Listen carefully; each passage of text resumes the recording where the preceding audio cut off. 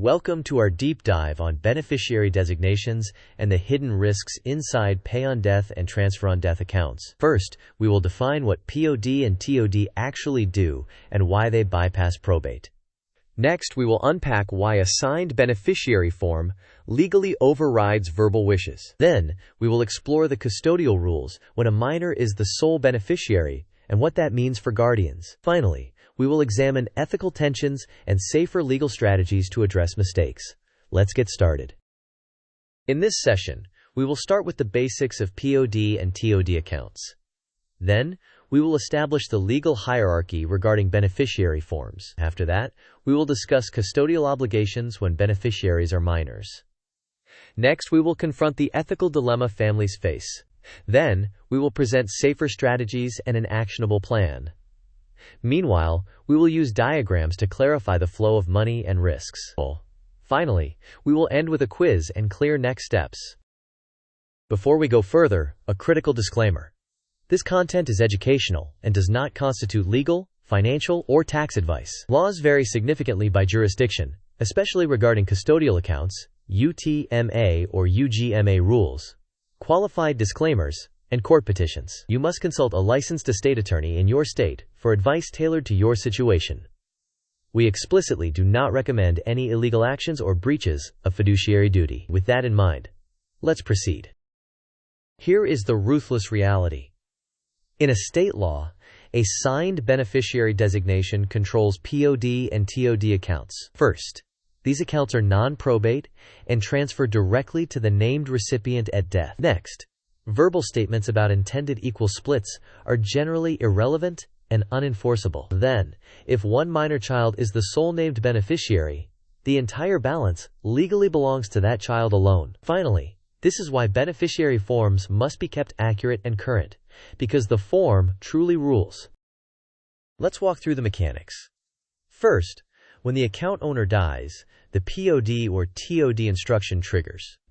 Next, the financial institution bypasses probate and pays directly to the named beneficiary on the form. Then, if the beneficiary is a minor, the funds are typically placed into a UTMA or UGMA custodial account. Meanwhile, a custodian is appointed, often a parent or guardian, and that custodian owes fiduciary duties to the minor. This means the funds must be used for the benefit of that child alone. Finally, diverting those funds to siblings, even for fairness, can constitute a breach of fiduciary duty and expose the custodian to future legal claims by the minor.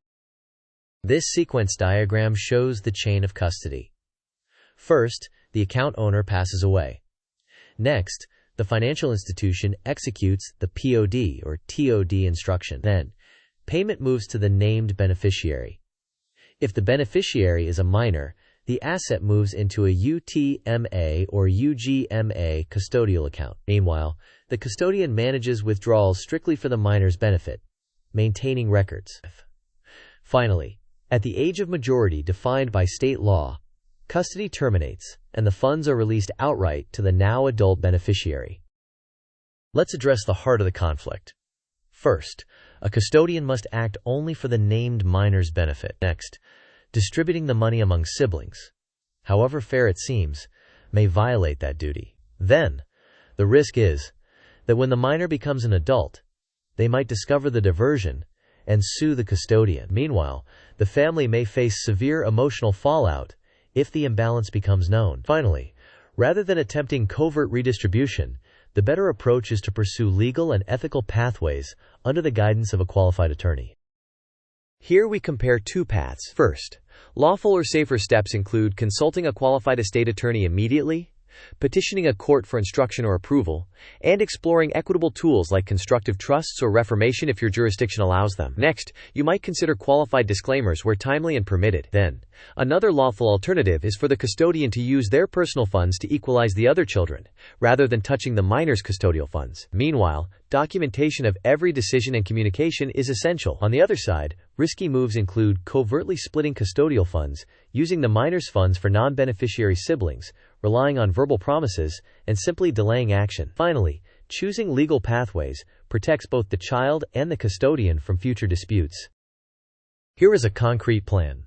First, Schedule an appointment with a local estate attorney who understands UTMA and UGMA rules and POD or TOD transfers. Next, gather account statements and the original beneficiary forms to build a clear inventory. Then, ask whether a court petition for guidance or approval is warranted. Meanwhile, discuss with counsel whether a constructive trust, reformation, or similar equitable remedy is available under your state law. Also, explore qualified disclaimers if timing and tax rules allow.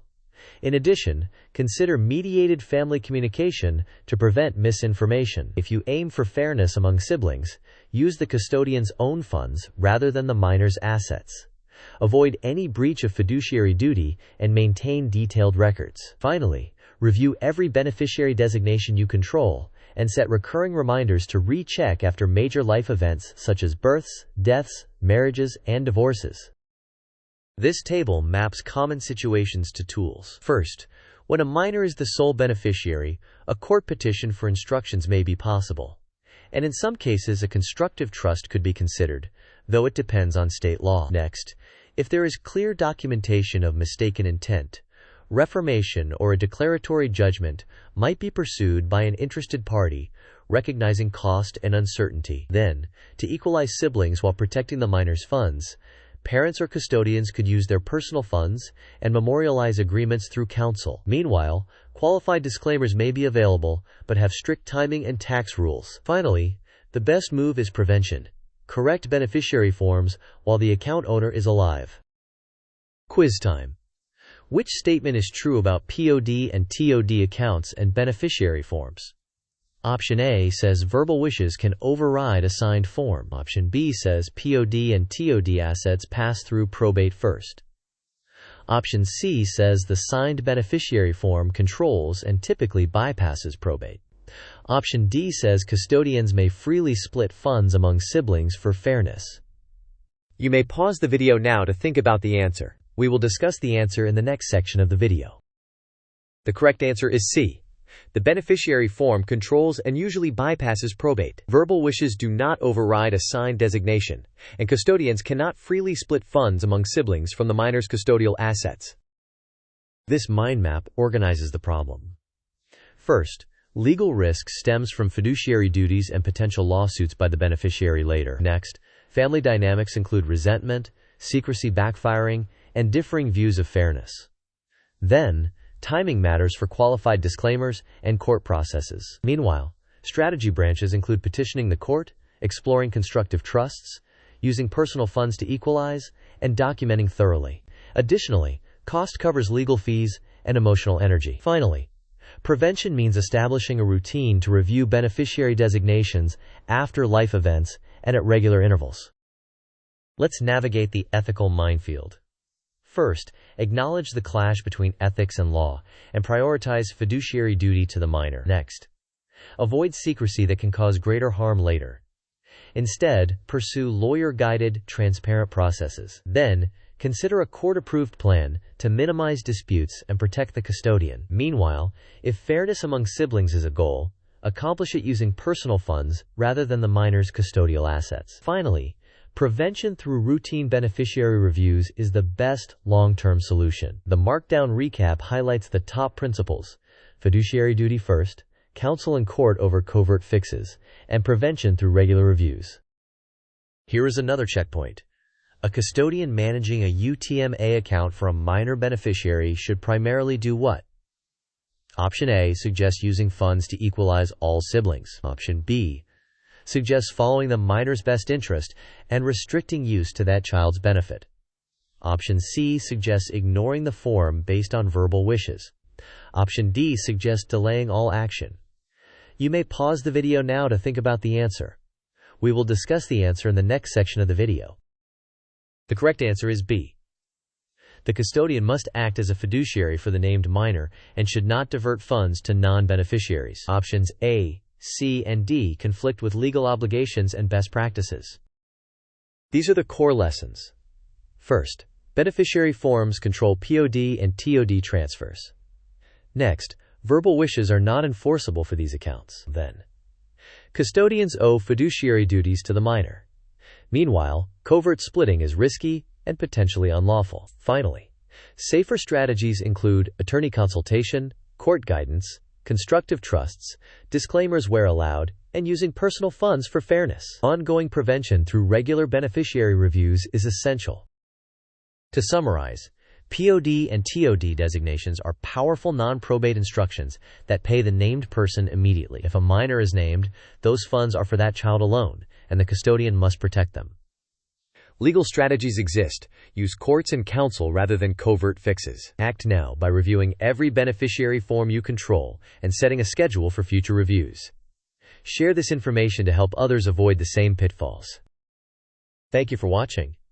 If this video helped, please like it, share it with someone who needs to hear it, and subscribe for more practical guides.